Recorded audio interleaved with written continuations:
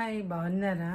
నేను కొన్ని సత్యాలు చెప్దామని అనుకుంటున్నాను. అవి మీకు తెలుసు అయినప్పటికీ ఒకసారి మీకు తెలుసున్నదే గుర్తు చేద్దామని చూస్తున్నాను. మనం కొన్ని చేజారిపోతాయి కానీ మనకి వాటి విలువ తెలియదు.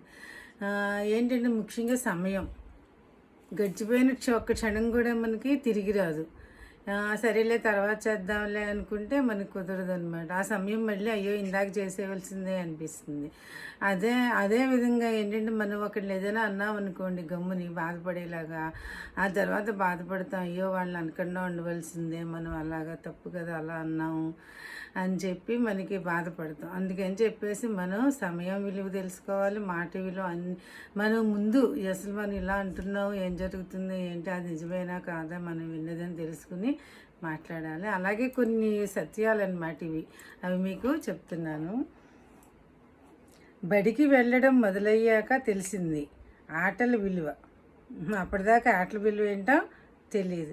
బడికి అప్పటిదాకా ఆడుకుంటుంటే అలా ఆడుకోవడం అవుతుంది. బడికి వెళ్తే అప్పుడు తెలిసింది, చదువుకోవడం మొదలవుతుంది కదా. ఆడుతుంటే అలా ఆడుతున్నామంటే చదువుకో అంటారు కదా, అప్పుడు తెలిసిందట. బడికి వెళ్ళడం మొదలయ్యాక తెలిసింది ఆటల విలువ. కాలేజీలో చేరిన తర్వాత తెలిసింది స్కూల్ విలువ.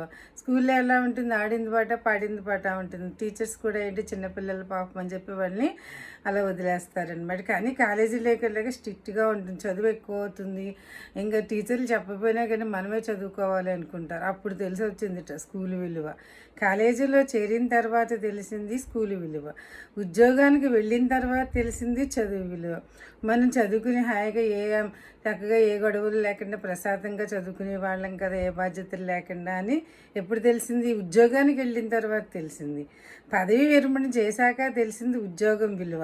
అంటే రిటైర్ అయ్యాక తెలిసింది. ఉద్యోగం అంటే అందరూ గౌరవిస్తారు, డబ్బులు వస్తాయి అన్నీ అవుతుంది కదా, కానీ రిటైర్ అయ్యాక ఏమీ రావు, విలువ కూడా తగ్గుతుంది అనమాట. అప్పుడు తెలుస్తుంది ఉద్యోగం విలువ. మరణానికి దగ్గర అవుతున్నప్పుడు తెలిసింది జీవితం విలువ. మనకి ముసలితనం వచ్చాక, మరణం ఆసనం అవుతుందని తెలిసాక అప్పుడు మనకి తెలుస్తుంది, అయ్యో మన జీవితం ఎంత గొప్పదా అని చెప్పి మనకి తెలుస్తుంది. కానీ మనం ఇంకేం చేయలేము అనమాట. సమయం గడిచిపోయిన తర్వాత మన జీవితాన్ని కూడా మనం ఏమి చక్కదిద్దుకోలేం. కాబట్టి మనకి తెలివి ఉన్నప్పుడు, సమయం ఉన్నప్పుడు మనం చేయాలనుకున్న మంచి పనులన్నీ చేసి మన యొక్క జీవితాన్ని సార్థకం చేసుకోవాలి. Thank you.